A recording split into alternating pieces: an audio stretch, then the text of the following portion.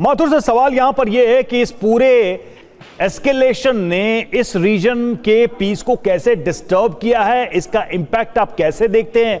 क्योंकि अभी तक ऐसा लग रहा था कि कम से कम दुनिया के अलग अलग हिस्सों में भले ही तनाव हो, लेकिन यहां पर कुल मिलाकर स्थिति नियंत्रित है। अचानक हुए इस विस्फोट का इंपैक्ट आप कैसे देखते हैं पूरे रीजन? देखिए, पर इसमें एक चीज हमको समझने की आवश्यकता है कि जहां जहां भी इस प्रकार के स्कर्मशेस या वॉर देखने को हमें मिल रही है, उसमें जो लोग वहां पर लोकल, जैसे कि मनीष कह रहे थे, वो लोग सिर्फ एक मोहरा मात्र हैं। और इवेंचुअली यहाँ पर भी जो हरकतें हो रही हैं, उसके पीछे कहीं ना कहीं कोई और ताकत उसके पीछे लगी हुई है। देखिए, जब इतना ज्यादा अंतर है थाईलैंड और कंबोडिया की सैन्य ताकत में, तो कंबोडिया क्यों किस प्रकार की लड़ाई शुरू करेगा? और लड़ाई शुरू करते ही उन्होंने कह दिया कि हम यूएन में जाना चाहते हैं और इसको किसी प्रकार से यूएन की आपात बैठक बुलाई जाए और उसको खत्म करा जाए, क्योंकि उनको मालूम है कि वो कहीं टिकते नहीं है इस मामले में। लेकिन ये कोई करवा रहा है, ये बात हमको समझने की आवश्यकता है। तो मेरा ये मानना है कि जिस प्रकार का जो अभी तक ये बिल्कुल डोरमेंट सेक्टर था, डोरमेंट तो नहीं कहूंगा क्योंकि 2008 से लगातार यहाँ पर वो चल रहा है। और वो बात जो मैंने पहले कही थी उसको रिपीट में करूंगा कि जहां जहां भी यूरोपीय लोगों ने अपने उपनिवेश बना करके और इस प्रकार के बाउंड्री लाइंस खींची हैं अपने मोटे मोटे पैनों से, हर उस जगह पर परेशानी आज की तारीख में दुनिया में है। डोरन लाइन, एमैकॉन लाइन, ये लाइन, वो लाइन, तमाम, तो वो कहीं ना कहीं उसकी जो भुगतान कर रहे हैं। 2008 से 11, उसके बाद 2025 लगातार दोनों देशों के बीच में तनाव का माहौल है। और अब इसमें निश्चित रूप से कोई बाहरी ताकत फ्यूल डाल रही है, और वो बाहरी ताकत क्या है वो मैं और आप अच्छे से समझते हैं। वो चीन का इसमें मेरे हिसाब से इन्फ्लुएंस बढ़ता जा रहा है, और चीन की शह पर ही शायद उन्होंने एक काम किया। इशू बेसिकली ये है कि जो एरिया डिस्प्यूटेड हैं, जो गलवान में हुआ था, जो एरिया डिस्प्यूटेड हैं, जिनको दोनों कहते हैं कि भाई ये हमारा आपका, दोनों मिलकर के इसको कंट्रोल कर सकते हैं, उस जगह पर थाईलैंड का मानना है कि कंबोडिया ने माइनफील्ड्स नए लगाए हैं।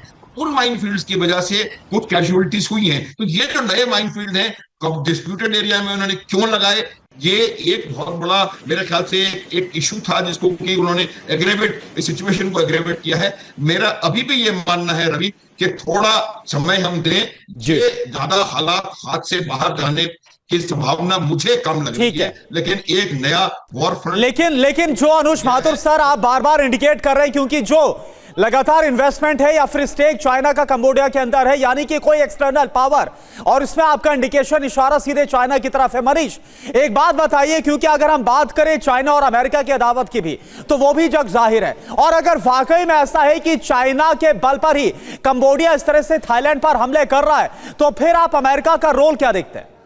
देखिए, हम सब जानते हैं कि दुनिया में 3 बड़े वॉर जोन दिखाई दे रहे हैं। एक रूस यूक्रेन युद्ध, या आप इसे रूस और यूरोप का युद्ध कहते ही हैं। एक मिडिल ईस्ट में आप देख ही रहे हैं कि इजराइल बनाम ईरान और आसपास की कंट्री कैसे इन्वॉल्व है। लेकिन तीसरा फ्रंट कहाँ है?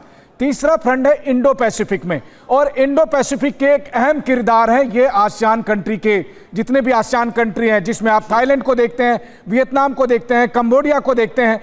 तो ये जो आसियान कंट्री है, इनको लेकर अमेरिका और चीन के बीच में एक अलग पावर स्ट्रगल चल रही है। और दोनों ही मुल्क, दोनों ही सुपर पावर जो है, वो इन छोटे छोटे कंट्रियों को अपने हक के लिए, अपने फायदे के लिए इस्तेमाल कर रहे हैं। तो इस समय ये भले ही एक छोटा लिमिटेड वॉर आपको दिख रहा हो, लेकिन इसके पीछे इन सबके जो बदनीयत है उससे आप इनकार नहीं कर सकते कि चीन और अमेरिका अपना अपना रोल प्ले कर रहा है। देखिए, जानबूझकर उन पुराने विवादों को उकसाया जा रहा है, जानबूझकर जो नेशनलिस्ट भावना है वहां पर तूल दिया जा रहा है, ताकि लड़ाई हो, ताकि आसियान कंट्री 2 गुट में बट जाए।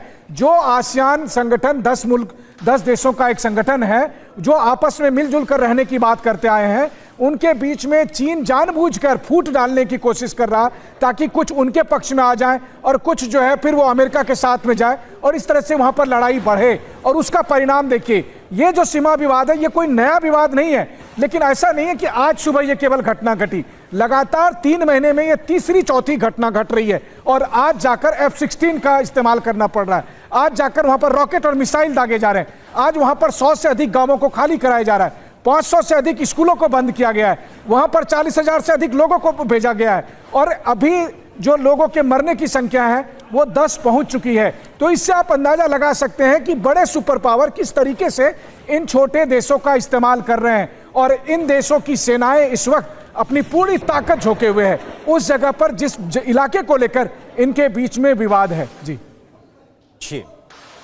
बिल्कुल, और जिस तरीके से एक एंटिसिपेशन यहां पर है कि कहीं कहीं बड़े प्लेयर्स पर्दे के पीछे से खेलने लगे तो हालात और बिगड़ सकते हैं। हालांकि इसकी संभावना अभी कम नजर आ रही है। और देखिए, थाईलैंड कंबोडिया संघर्ष पर बड़ी खबर सामने आ रही है। दोनों देशों की सेनाएं अलर्ट मोड पर है। दोनों देशों के बीच बढ़ रहा है तनाव। दोनों देशों की सीमा सील कर दी गई है, तो सेनाओं को अलर्ट कर दिया गया है, यानी कि तनाव अभी भी पूरी तरह से आगे ही बढ़ता दिखाई दे रहा है।